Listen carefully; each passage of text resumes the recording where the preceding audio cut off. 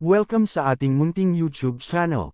Please support my videos. Comment, like and subscribe po mga idolo. Maraming salamat po. Story present. Super Devo Uling System. Kabanata 1061. Dahil dito, hindi na kailangan ni Yesuan na gamitin ang Ghost God Transformation dahil ginamit na ito ni Elder Chin. Pagbabago ng Ghost God. Direktang nilamon ni Elder Chin ang isang espiritu ng multo ng 9th grade spirit disaster, na naging sanhi ng pagtaas ng death aura sa kanyang katawan. Bagaman si Elder Guo Shaolei ay isang 9th grade spirit disaster ghost spirit, ang sect of the God of Ghost ay umiral ng libu-libong taon. Ang 9th grade spirit disaster ghost spirit ay wala, dahil si Elder Chin ay casual na gumagamit ng Ghost God Transformation, dapat ay sinanay niya ito hanggang sa unang antas. Naakit ni Yesuan ang atensyon ng Barbaric Bull Demon habang nakatingin siya kay Elder Chin. Ang kanyang Ghost God Transformation ay walang maraming antas, hanggat ang kanyang death aura ay hindi umabot sa 100%. Para sa iba, hanggat naabot nila ang unang antas, magagawa nilang pinuhin ang isang espiritu ng multo ng parehong antas nang hindi naaapektuhan. Kung maabot nila ang pangalawang antas, madali nilang mapadalisay ang dalawang multo. Sinasabing ang isang tao sa Sect of the God of Ghost ay umabot sa ikatlong antas ng Ghost God Transformation, na nagpapahintulot sa kanila na pinuhin ang tatlong multo ng parehong antas nang hindi naapektuhan. Hindi pa man lang naabot ni Elder Guo Shaolei ang unang antas, kaya mayroon lamang siyang 3 segundo upang pinuhin ang tatlong multo ng parehong antas. Pagkatapos ng 3 segundo, mamamatay siya ng walang pag-aalinlangan. Sa sandaling ito, nakarating na si Elder Chin sa itaas ng ulo ng Barbaric Bull Demon. Ang Barbaric Bull Demon ay naipit mula sa dalawang gilid at tila bahagyang nawalan ng lakas. Go to hell! Pinaikot ni Elder Chin ang death aura sa kanyang katawan at pagkatapos na iwasan ang sampal ng Barbaric Bull Demon, nagpakawala siya ng suntok.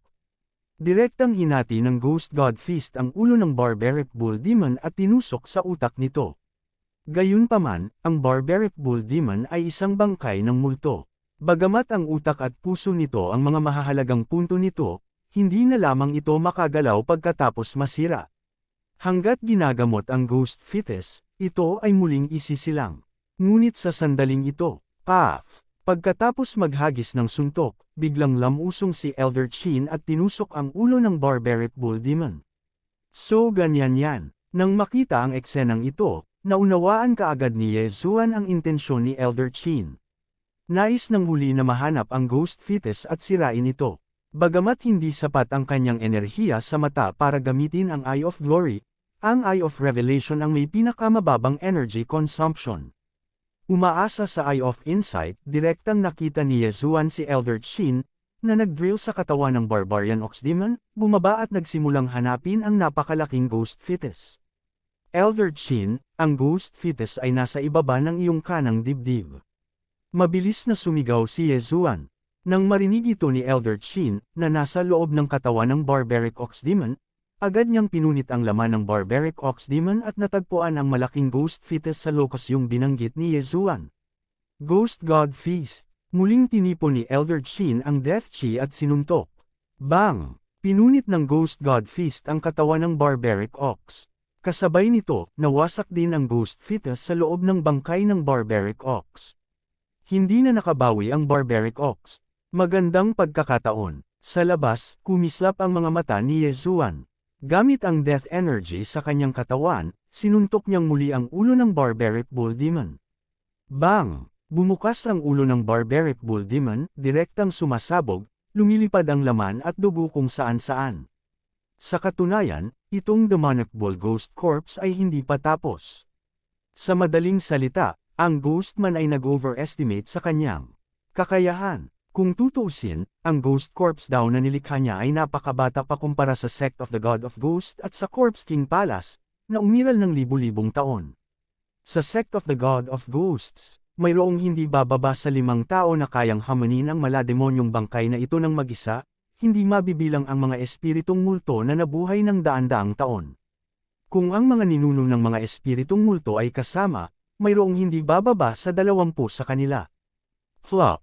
Ang patay na barbaric ox demon ay parang bundok na bumagsak sa lupa, na naging sanhi ng pagkabasag ng lupa. Gayunpaman, nakita ni Yezuan ang isang bagay na mas malaki pa noon sa Nether City. Ang 1,000 metrong taas na barbaric ox demon na ito ay walang halaga kumpara dito. Nawasak ang ghost fetus, at bumukas ang ulo ng barbaric ox demon. Ito ay patay na. Kaagad, lumabas si Elder Chin sa katawan ng barbaric ox demon at direktang inilagay ang patay na barbaric ox demon sa kanyang yin at yang ring. Ang bangkay ng barbaric ox demon na ito ay ibabalik sa Ghost God Sect para harapin ng Sect Master. Kahit na ano, hindi ito mahuhulog sa kamay ng Corpse King Palace. Napaisip si Elder Chin sa kanyang sarili.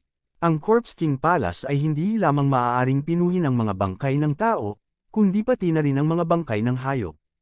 Kung makukuha nila itong quasi-heaven-reaching beast na bangkay, magkakaroon ng isa pang super battle force. Buti na lang at na-encounter niya ito. Anak, nasaan ang mana ng bangkay? Matapos mamatay ang barbaric ox demon, agad na nagtanong si Elder Chin. Hindi nagsalita si Yezuan at direktang ibinato ang yin at yang ng corpseman, pati na rin ang lahat ng sarili niyang yin at yang ring, kay Elder Chin. Naramdaman sandali ni Elder Chin at nalaman niyang wala ng yin at yang ring si Yezuan, kaya sinimulan niyang hanapin ang mga ito. Sa kasamaang palad, wala ang gusto niya sa loob. Nasaan ang mana ng bangkay? Sumimangot si Elder Chin at tumingin kay Yezuan, tinanong siya. I don't know. The moment the corpseman died, itong barbaric ox demon corpse ay nagpakita. Umiling si Yezuan. Talagang hindi niya nakuha ang mana ng corpseman dahil hindi siya interesado. Kung ganoon dapat sa ibang lugar. Search. Walang sinabi si Elder Chin at direktang bumaling sa Blood Cloud Sect. Pumasok din si Yezuan sa Blood Cloud Sect kasama ang iba para hanapin ang mana ng corpseman. Gayunpaman, nadama ni Yezuan na hindi ito magiging ganoon kadali. Pinagsama ng corpseman ang mga espiritu ng multo at mga bangkay ng labanan upang pinuhin ang mga bangkay ng multo sa mas mataas na antas. Ito ang kanyang dugo, pawis, at luha. Paano niya nagawang ibigay ito ng ganoon kadali? Sa makatuwid, nahulaan ni Yezuan na hindi iniwan ng corpseman ang pamamaraan ng pagpino. Sa makatuwid, sa kanyang pagkamatay, nawala ang paraan upang pinuhin ang mga bangkay ng multo. Sa pagkakataong ito, mahigit kalahating araw silang naghahanap sa kanya. Sa panahong ito, patuloy na binibigyang pansin ni Yezuan ang Palankon. Ang banal na anak na ito ng Diyos ng Ghost Sect ay medyo mayabang. Hindi man lang siya nagpakita kahit isang beses. Pagkatapos ng kalahating araw, walang nakita sina Elder Chin at Yezuan. Kalimutan mo na ito. Ang bangkay na lalaki ay lubhang makasarili. Natatakot ako na hindi niya iniwan ang pamamaraan ng pagpino. Gayunpaman, ang Diyos ng Ghost Sect ay nakakuha ng mga bangkay ng multo noon. Sa palagay ko maaari nating i-research ito sa ating sarili. Huwag na nating hanapin ito. Nagpasya si Elder Chin na sumuko. Maraming eksperto sa God of Ghost Sect. Nariyan pa nga ang Ghost Spirit Ancestor na nabuhay ng daan-daang taon. Madali nilang pinuhin ang mga bangkay ng multo. Sa makatuwid, sa mata ng God of Ghost Sect at ng Corpse King Palace, ang corpseman ay talagang isang payaso. Wala man lang siyang halaga. Ang atensyon ng God of Ghost Sect ay palaging nasa Corpse King Palace. Siyempre, kung bibigyan ng ilang taon ng corpseman para pinuhin ang mas malalakas na ghost corpses, maaari talaga siyang magdulot ng banta sa God of Ghost Sect at sa Corpse King Palace. Elder Chin, ano ang dapat nating gawin ngayon? Sumugod ang mahabang buhok na binata at nagtanong. Pinadalisay ng Holy Son ang beast soul ng isang quasi-heavenly reaching beast. Malapit na siyang makapasok sa manifestation realm. Kailangan kong i-escort agad ang Holy Son pabalik sa God of Ghost Sect. Mabagal na sabi ni Elder Chin. Manifestation realm. Nang inig ang lahat, nahulaan nila na ang banal na anak ay nakaupo sa palankon. Gayunpaman, hindi nila inaasahan na ang banal na anak ay natigil sa ganoong kaalagang yugto. Kabanata 1062. Natatakot ako na hinahabol tayo ng Corpse King Palace. Natatakot ako na maarang tayo sa daan. Nang matapos magsalita si Elder Chin, dama po ang kanyang tingin kay Yezuan, Brat, isa kang disipulo na tinanggap ni Elder Guo Shaolin ng pribado.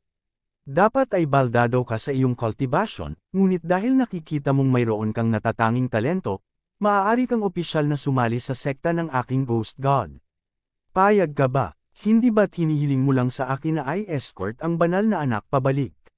Ginagawa mo itong tunog na marangal. Si Yezuan ay puno ng paghamak sa kanyang puso, ngunit sumagot pa rin siya, oo naman.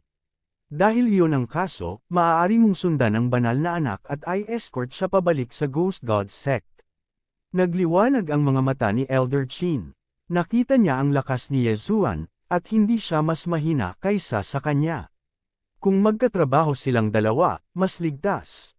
Tama, nasaan ang bangkay ni Elder Guo Xiaolei? Bago sila umalis, biglang nagtanong si Elder Chin.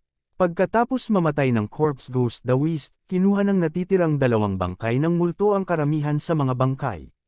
Sagot ng mahabang buhok na binata. Sayang iyan. Kung ang bangkay ay nasa paligid pa, si Elder Guo Xiaolei ay maaaring mabuhay muli bilang isang espiritu ng multo. Napabuntong hininga si Elder Chin. Maaaring gawing ghost spirit ng Ghost God sect ang isang tao pagkatapos ng kamatayan at maliwanagan sila. Matapos silang maliwanagan, mababawi ng espiritu ng multo ang kanilang mga alaala at mabubuhay ng mahabang panahon. Siyempre, ang pagbibigay liwanag sa kanila ay hindi 100% na rate ng tagumpay.